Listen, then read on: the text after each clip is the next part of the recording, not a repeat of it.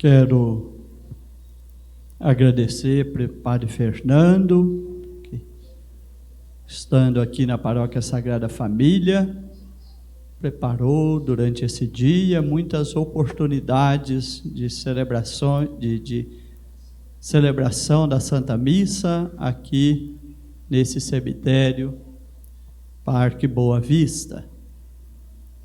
Temos na nossa cidade os 3 cemitérios. Nossos padres, nossas paróquias procuram no dia de hoje tanto celebrar a Santa Missa nos cemitérios quanto nas igrejas, a missa de comemoração dos fiéis defuntos. Aqui teremos 4 horários de missa. Neste agora estamos também em transmissão pelas redes sociais da paróquia.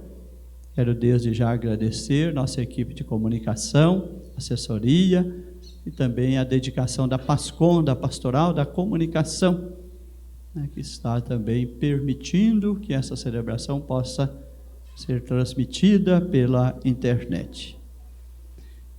Comemoração dos fiéis defuntos, celebramos em sufrágio dos falecidos, os colocando, os entregando no altar da Eucaristia, para que sejam perdoados por Deus de seus pecados e mereçam o ingresso na vida eterna em Cristo ressuscitado. Aqui celebramos no ambiente do hospital em espírito ecumênico e de diálogo interreligioso, sabendo que aqui estão sepultadas pessoas de várias crenças, credos, cristãos católicos e de outras denominações, pessoas que não professaram fé nenhuma. Então é da nossa missão como igreja rezar por intenção de todos. A igreja, como Jesus mesmo diz, não vim julgar e condenar o mundo, eu vim foi para salvar. A igreja também não está no mundo para julgar e condenar ninguém. Ela está no mundo para salvar. Jesus diz: aquele que me rejeita e rejeita a minha palavra tem o seu juízo. A palavra que eu vos disse o julgará no último dia. Então nós deixamos a pessoa perante a palavra de Deus e a sua liberdade, de buscar ou não o caminho que leva para o céu. O Evangelho para nós é a verdade, é o caminho seguro, é o caminho certo. Se vivemos, sabemos em que direção estamos caminhando. E muitas pessoas vão também tentando fazer esse caminho, entendendo que depois da morte não tem um vazio. Queremos ver para além da morte como uma escuridão e um vazio. Para nós cristãos, depois da morte não tem uma escuridão ou um vazio. Muito pelo contrário.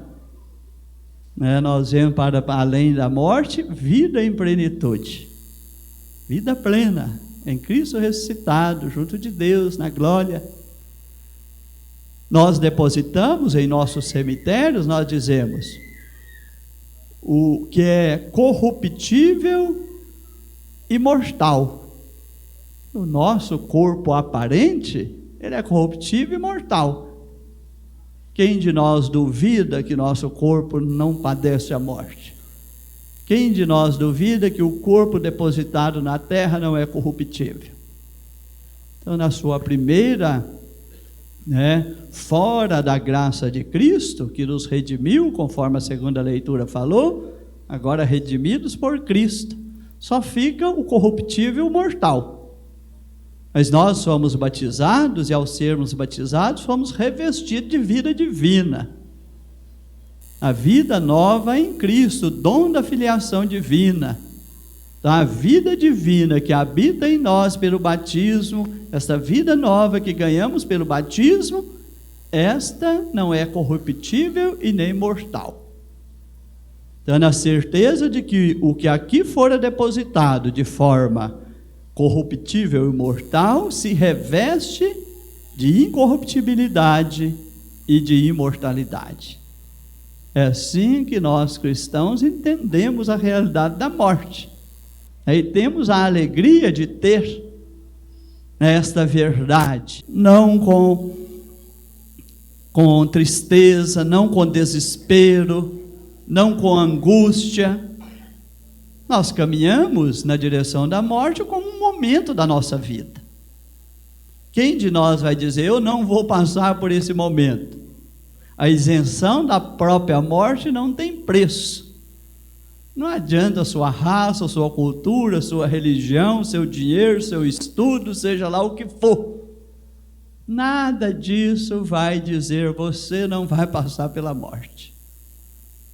Então, todos nós, às vezes, então, o dia de finados, finados, é aqueles que chegaram ao fim do curso da vida terrena. Finalizou o seu tempo de vida aqui, nesta realidade terrena, finados. E diante desta realidade, nós proclamamos a ressurreição de Jesus. Então seria muito bom que nós todos nos revestíssemos da primeira das bem-aventuranças. Felizes os pobres de espírito, ou no espírito, que é o mesmo que dizer felizes os humildes. É melhor caminhar para a morte com humildade. Isso nos faz caminhar bem para a morte. Eu não vou me apegar, não vou entrar nas confusões do mundo, não vou entrar nesses apegos terrenos, nessas ambições, nessa ilusão de poder, achando que eu estou acima de tudo, de todos e de Deus. Na hora da morte tudo vai silenciar. O povo vai dizer, para quê? Por que tanta ambição? Por que tanta soberba? Por que tanto orgulho? Por que tanta vaidade? Por que tanta obstinação? Na hora da morte o povo fala lá, pode até fazer um túmulo diferenciado por fora, mas lá por dentro, tudo é a mesma coisa, defuntos, colocados ali no túmulo em igual condição. E a diferença que queremos nesse dia é a diferença de termos morrido bem. Quem morre verdadeiramente bem na perspectiva da nossa fé, na perspectiva cristã? Queremos que todos possam morrer bem no sentido da sua dignidade corporal. Não queremos ver ninguém morrer mal porque não recebeu o amparo devido para que fosse bem cuidado até o momento da sua morte. Queremos tudo isso num primeiro momento. Que todos morram com dignidade humana. Que todos sejam bem cuidados até o momento de vivenciar a sua morte. Isso é do respeito humano. Isso é da dignidade humana. Mas nós cristãos olhamos para além essa é a primeira realidade que como cristãos queremos para todos. E ao mesmo tempo queremos a segunda realidade de morrer bem. Morrer bem é não morrer no pecado. Porque o pecado nos afasta de Deus na realidade da vida terrena, e se nele morrermos, permaneceremos afastados de Deus.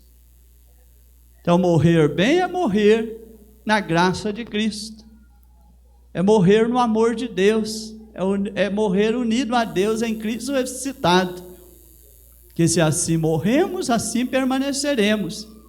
São Paulo vai dizer, quem nos afastará do amor de Cristo? A morte? Ele diz, a morte não tem a força de nos separar do amor de Cristo. Se no dia da nossa morte estamos revestidos do amor de Cristo, a morte não vai nos tirar desse amor de Cristo.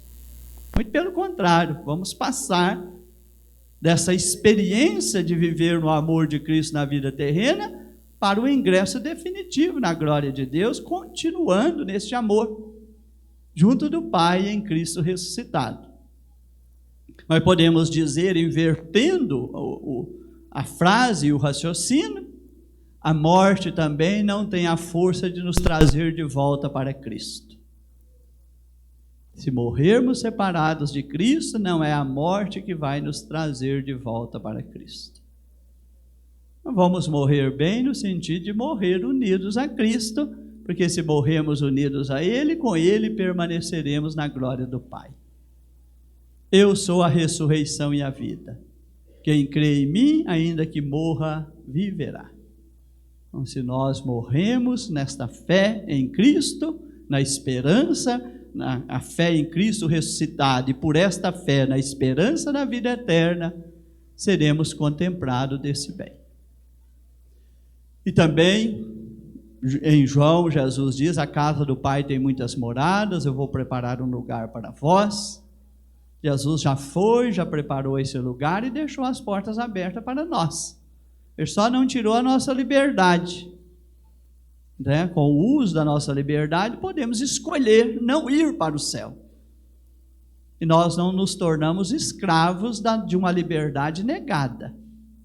Nós somos chamados e somos batizados para consagrar a Deus a nossa liberdade. E confiar, né, a nossa vida toda a Cristo ressuscitado. Então é assim, a casa do Pai tem muitas moradas. Tem lugar, igual mencionei no início da missa. Tem lugar para todos, essa porta está aberta.